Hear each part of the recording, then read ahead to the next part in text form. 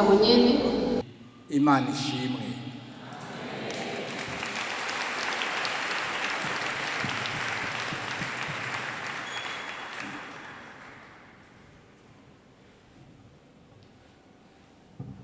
Sinobona aho mpera kugira ngo ngire ikintu nshikiriza, kuko ibyashikirijwe ni byiza. Umuntu yigishije twakurikiye neza kandi byadushitse ku mutima, kugira ngo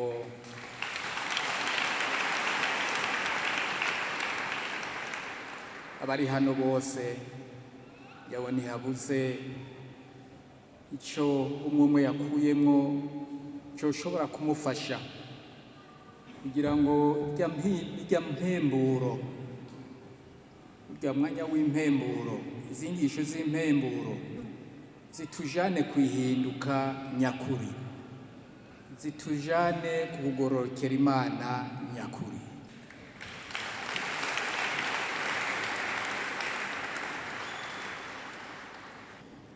Izi nyigisho burya numvise ko harimo ibintu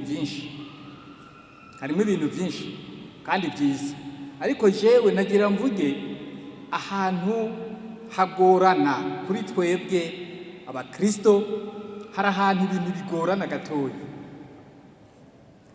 Inyigisho, urumva inyigisho nziza cyane, amagambo meza cyane, ariko hari aho ibintu bisa n'ibidafatika gatoya. Naho ni hehe?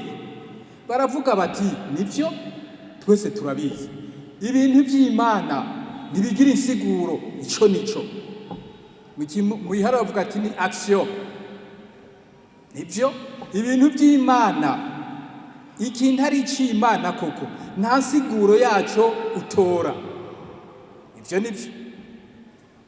Ariko bagaca bongera ko ngo kubera ko ibintu by'Imana wewe udafise agatwe gashobora kuvyumva, notre entendement kadashobora kuvyumva ngo kabikwize mu mitwe yacu mitoyi, mu bwenge bwacu bukeyi butoyi.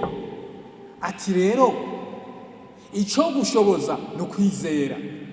Ibi bintu bibiri byose bijana hamwe, mugabo biratandukanye, kuko yaba ko Imana ari mushobora byose, ibyo turabizi, yaba ko Imana ari idushoboza, turabizi. Mugabo ugiye wowe kugira ngo uhinduke ukwemera kwawe kwiyongere, abana b'abantu hari ukuntu turemye, abana b'abantu cyane cyane abarundi, mugana yibonye n'ahandi. Umurundi arakubwira ati ngo amavuta y'umugabo nayamurayeko. None ukuvuga yuko ibintu by'amajambo ushobora kumubwira umurundi wapi ntibifata neza, mugabo abonye ati ndabibona mu ntoki, ndayafise mu ntoki, aho ni sawa, aca agenda agasinzira kandi neza, mukondora zose. Mugabo umubwira uti imbere ni heza, ibintu ni byiza, Imana iradukunda, raba aho tugeze, sawa, arabyumva kandi akumva ni byiza kandi agakoma amashi. Mugabo hari ikintu kibura, kuko muca mugaruka nk'abantu bigisha ijambo ry'Imana, muca mugaruka ngo ibyo rero by'Imana nimba wumva bikurengeye ngo izere nayo ni ikindi kintu kidafatika. Uno munsi ikintu kugira ngo ikintu bagisigure ntibavuga amajambo. Dufate nko mu bintu byo kuvura, benshi mu bihugu byacu kenshi usanze abantu bavura ibimenyetso, les signes cliniques, ibintu babona hanze. Uracumbagira, sawa, reka baguhe umuti wotuma utababara. Urababara no munda, bakaguha iyindi shika nk'itatu y'inzoka, ya amibe, y'iki, byose bakaguha. uti no mu mugongo ndababara, hari ukuntu ntizinga neza, bakaguha rhumatisme, bakaguha n'uwundi ugasanga utanye nk'imiti 40 ingahe, kubera ko bagiye bakurikira tuza kuvura ivyo babona les signes cliniques, ntibarabe noneho impamvu. Aha rero nashaka nkebure, hariho abashobora kumva bagwaye, akaba yaragiye agasenga akanagira gute n'iki, kuko n'Imana ifasha uwifashije. Hari aho ibintu byo kuvura bimaze gutera imbere, aho bakubwira bati wewe ugwaye iki, uje kwivuza iki, ati jewe, ati mbabaraha, urahejeje. Ibindi baca bapima n'ivyuma, kandi ivyuma bica bigenda vyandika aho hantu babaye hari ibintu bitameze neza, ivyuma bigenda vyandika uko babona, n'ibindi bagucira mu kindi cyuma kigenda cyandika ku buryo noneho baza guhuza byose ivyo vyuma, ivyo bagiye babona muri ivyo vyuma, kuko imashini zigenda zivyandika, bagaca kwereka ati ngiyi ingwara urwaye, ati ngiyi n'impamvu. Rego ubwo n'ubushobozi Imana iri kwiraduhaye, Imana ishimwe. Ivyo rero biraheza bigafasha wewe nimba urwaye, ukaba bamenye nawe bakakubwira impamvu, nawe bakakikwereka iyo mpamvu, kuko ubibona mu mamashini barakwereka ati ngibi, ati waba wenye bakagusigurira rero ati bivuga ibi, ati wavyumvise, uti ndajyorewe. Rero nariko ndavuga nti abarundi barakunda ikintu abona, kandi sibo bonye n'abandi bose. Iyo rero hageze kutwigisha ibintu by'Imana, nagira mvuge nti nimugerageze muze muduha uturorero, kuko ibintu byo kwizera nibyo umuntu wese arumva ko ari byo. Ibintu byo gukunda Imana, turazi ko Imana yadupfiriye nibyo, mugabo hacagera igihe none ko Imana yadupfiriye twoho twokora iki? Ugacubura icyo wokora, mugaca mutubwira muti nimusenge, nimufukame, nimuririmbe, nibyo. Mugabo ikikwemeza kuri kurasenga neza ni iki? Nacyo ni ikibazo. Uri kurasenga neza, mbega ibyo uri kurasenga Imana iri kurabyakira? Mbega nk'uturorero, niyo mpamvu navuze uturorero. Je ndabaha akarorero, ndakunze kukavuga akarorero. Je narabonye aho batera amabombe bariko baduhiga, hari kera baduhiga ayo mabombe akanka guturika, ariko abantu bamaze gushika ahantu bombe idashikana ububasha, iyo bombe ikazoturika ikazozura kugeza hafi ku metero 10 uja hasi mwivu, ikazoturika ibintu ikarandagura atakintu yishe.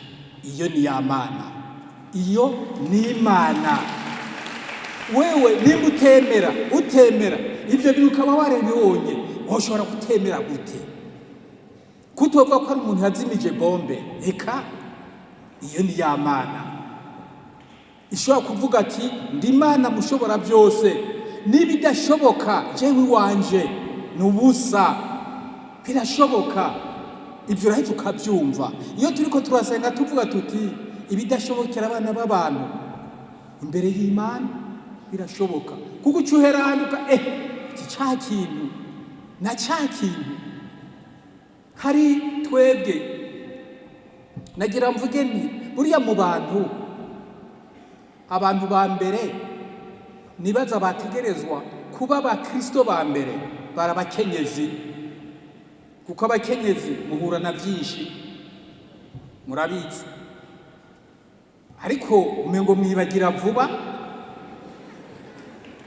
Hariho ibihe tubona, ibihe mushikamwo ukahakurwa n'Imana, kandi ugacuva ngo Mana ngurakoze kubunjabukanye hano hantu, none kumengo muca mwibagira. Ndazi ariko sinza kuvuga twebwe abagabo uko tubibona, nuko mwebwe mubibona biratandukanye.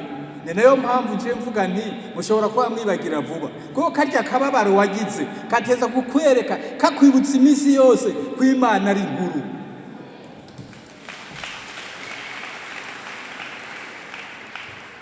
Kuko burya nta bushobozi wewe ubufise nukuri. Imana yo nyene niba ikwifitiye mu ntoki, ikwifitiye mu ntoki. Hariho abavyize abashakashatsi baravuze bati iyo ububabare ukibwumva nukuvuga yuko buri supportable, ntibigutesha ubwenge, ntibigutesha ibanga. Iyo naho ububabare burenze ubushobozi bw'umubiri, umubiri ntiwongera kubwumva kuko ucuca muri koma.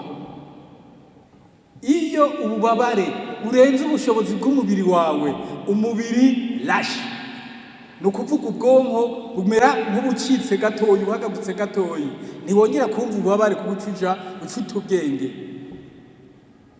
Donc nukuvuga rero yuko ububabare tuvuga, iyo muvuga ububabare burya n'ububabare babukigendeka, kandi ubwo bubabare umwana w'umuntu arabyihanganira. Nagira rero vuge nti cyane cyane turako turavuga abakenyezi, hari igihe mugera ububabare ntimwongere kubwumva. Ari nayo mpamvu navuze nti mushobora kuba mwibagira vuba. Mwebwe twebwe ibintu tubona twaciyemo nibe vyategerezwa kutubera inkingi y'insiguro kugira ngo ibintu vyagushikiye umwe yiravye akaraba ibintu vyamushikiye, harahavuga ati mana iyo utahaba kari kabaye. Niyo mpamvu mvuga nti mu gihe abantu bagiye biha akarorero, nari kubaha akarorero gatoyi. Buri Imana irakora ibitangaza, kandi ikora ibitangaza umwanya wose, ariko n'ivyo bitangaza byinshi biduca mu maso ntitubibone. Mugabo turabe ingene ijambo ryo muri Bibiliya, hariho uburorero muri Bibiliya, uburorero muri Bibiliya itanga nivyo, kandi burya burorero ubujanye muri societe, mu mibano hagati y'abantu, mu mibano hagati y'ibihugu, burya burorero nibwo. Ariko ukwizera n'umuntu, ni ikibazo cy'umuntu, kuko batubwiye bati Imana aho ishaka gukorera, aho ishaka kuba ni muri twebwe ibwina bwacu, niho ishaka kubana natwe, niho ishaka guhindura kugira ngo iduhe umuco. Harimo inguni hariya mu mitima yacu ibwina, harimo inguni zirimwo ubwira kabiri canye hatagira umuco, hari joro. Iyo rero Imana itwinjiye mu mitima igacana itara, hantu hose Satani yitiranwa n'umwijima, yitirana n'ijoro, hahandi Imana ikarungika y'umuco, ku buryo wewe uca wumva ya mahoro y'Imana agusasagayemo. Aha rero nagira mvuge ni wewe wirabe icyo Imana yagukoreye, kandi n'ubu hariho ibindi Imana bandanye dukorera, ku buryo biguha intege, biguha inguvu, biguha ugushaka la volonté, ugushaka ko kumenya ko gusenga Imana nyagusenga, ukumva kwizera nyakwizera, wewe ukumva nk'ukumenga ariko ari urinjira hari indani ibya kugira ati senga hariya nyene indani aba yirushika. Ariko rero kugira ngo ushike nibyo turiko turavuga, fata uburorero kandi si byinshi, guhe n'uburero na butatu cyangwa na bune na butanu, uti aha Mana warakoze igitangaza, aha Mana warakoze igitangaza. Apana kubivuga gusa, warabibayemo. Noneho ukiyumvira bijya bintu byabaye, uti iyo bigenda kurya byari kugenda gute, iyo biciye hirya gatoyi byari kugenda gute. Ati Mana, ati ko nawe urankingiye ukanyibuka, uti nzogusenga, nzokugira umuco, nzokugira inkingi yanje, nzokugira n'iherezo ryanje. Aha rero kwari kugira ngo na mugenzi wacu hariya mu byo yatwigishe neza cyane, ako n'akantu nsa n'uwongeye ko, ariko kumbure musanzwe mukazi, mugabo kumbure navyo turavyibagira. Wewe ugiye kwa mugwa ngo ubona uribarutse, uhavuye utasize agatwe, ucuva ngo igihangage, ngo urabimenyereye, nawe umenyera kabi, hadi urashobora kuhagwa umwanya wose, urashobora kuhagwa. Ariko ko Imana ikugiriye neza, uhajabutse, urasubiye mu muryango, umwana uramubonye, ibuka Imana.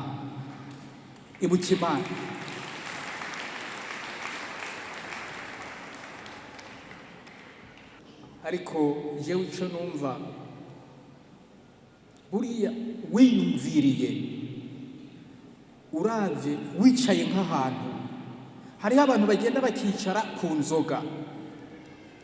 Wicaye ku nzoga ntashobora kwiyumvira uretse gusya amateshwa, kandi ushoboye kwicara ahantu ugatuza ugatekana, niho urashobora kuganira n'Imana yawe, ikakwereka ati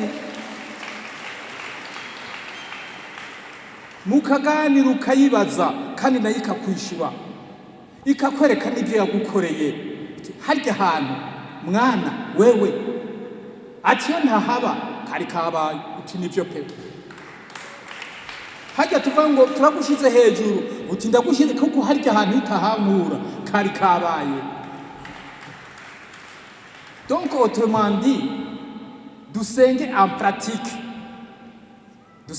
pratique, kugira ngo noneho twumve kakantu kadusiga gatoyi, twumve ko gafatiye ku kintu kiboneka. Uti Mana, harya iyo utahaba nari nagiye, habwa icubahiro, kuko aho birumvikana. Ubu nawe nubivuga uzobivuga uvyemera, kuko ubu ufise ifatiro. Mugabo uvuze uti Mana uratugirira neza, ego Imana itugirira neza, iradukunda, yaradupfiriye ku musaraba. None ko adupfiriye ku musaraba, wewe ni werekana ingene Imana yagupfiriye ku musaraba. Ico wewe wungutse niki, nawe uciha niki, ikiguzi iyo dushaka kuvuga. Wewe ko Imana yakwigiriye neza, nivyo. None wowe ikiguzi utanga niki? Ni muri ka karorero turi kuvuga, nimba Imana ukavuga uti Mana harya ati wangiriye uku, ati nanje narariko nzobandanya guhera kiya gihe ndakuja inyuma. Ibyo ni byiza, muca mugira amasezerano. None weho wirabe, hari amasezerano urakorana n'Imana, ko Imana yakugiriye byinshi, hari amasezerano murakorana. Vyibure ngo uvuga uti Mana harya iyo utahambera ubugesera bwari bwadutse. Ati kuri ivyo narabonye ko n'ibindi ushobora kubinkorera, nuhabwe icubahiro, nzokugwa inyuma.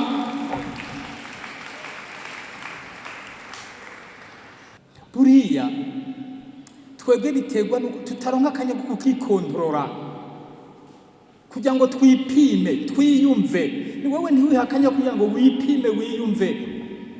Cyo hari ibintu nabayemwo kugira ngo ndabisohoke, nta bubasha nashizemwo, ntacyo twavuganye n'abo bantu, ariko abantu barancungira ubuzima, bari mu ntambara, barancungira ubuzima, kandi bari kumpitana, bari bafise ububasha bwo kumpitana. Ariko imana irakinga,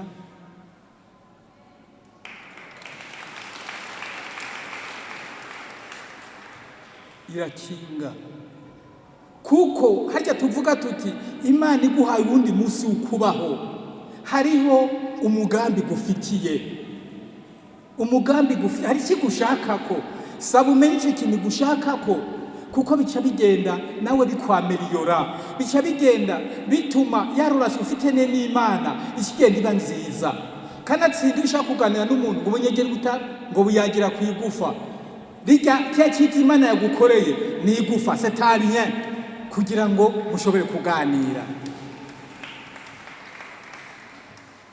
Ariko ukazobana kuvuga ayo majambo mana nawe ukora ibintu by'ibigabitanyo gusa, ibyo uri kuravuga byose n'ubusa. Igisabisho kitajanye n'ibikorwa, amasengero atajanye n'ibikorwa abimfa gusa. Ariko amasengesho afatiye ku bikorwa, imana ikitega amatwi, imana ikitega amatwi. Si jewe ndabivuze, nibukanya kugenda sogokuru atubwira ati nimuza mukicara harya, mukicara harya mugasenga mugahamagara imana, ati muzomera nk'uko umengo muvugiye muri telefone, imana rero ahantu iri kumviriza, muvuga ati alo mana, alo, ati zokira ati nam.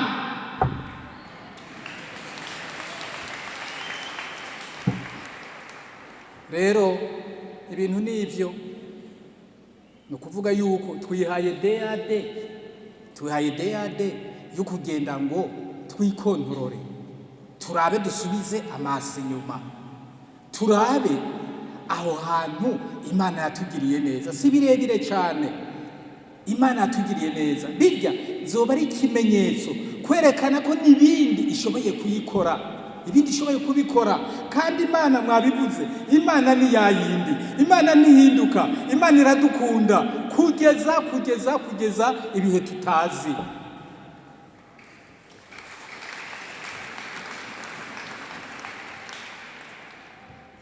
Reka tugeze hano, ndabifurije kwisuzuma neza, kugira ngo haha imana yagukoreye neza uzohamenye, hakubera ifatiro, hakubera ifatiro, gutyo ukore engagement, ucyo ukora amasezerano n'imana. Ni ikintu cerekana ko imana ari mushobora byose, ko imana ari bwo bukiriro. Iyo hano muririmba ati imana niyo izotumurikira, amaraso ya Yesu niyo abandanya ari mashasha, kandi uko abandanya ari mashasha niko abandanya dukorako, abandanya dukorerako, abandanya dukoramwo, kugira ngo duhinduke. Ikindi naco, wewe iyo uriko ubasenga ukaraba Yesu ku musaraba, Yesu ku musaraba, wewe uravuga ngo Yesu, ko Yesu ari mu mutima wawe. Umuntu nawe niwe yiha Yesu, niwe amenye ingene Yesu ameze. Yesu akurimwo, ibyina hariya muri kumwe, turi kumwe ijoro n'umutaga, no mu ijoro tuba turi kumwe. Mugabo wewe uko wibaza Yesu, kugira ngo umugire umuntu, ikintu, ikiremwa. Yesu si kiremwa, icyo ni cyo nyamukuru. Kandi Yesu niwe nzira y'ukuri, niwe atuma ngira amahoro, niwe azotuma ngira rya herezo ryiza. Imana ishigwe hejuru. Ndangize mvuga nti nyakubahwa mwubaha mama buntu, mwakoze cyane kwa mwaduhaye aka kanya. Namwe mwese bakristo dusangiye ijambo n'umunsi, turabashimiye. Imana ibandanye ibashyire mu biganza byayo.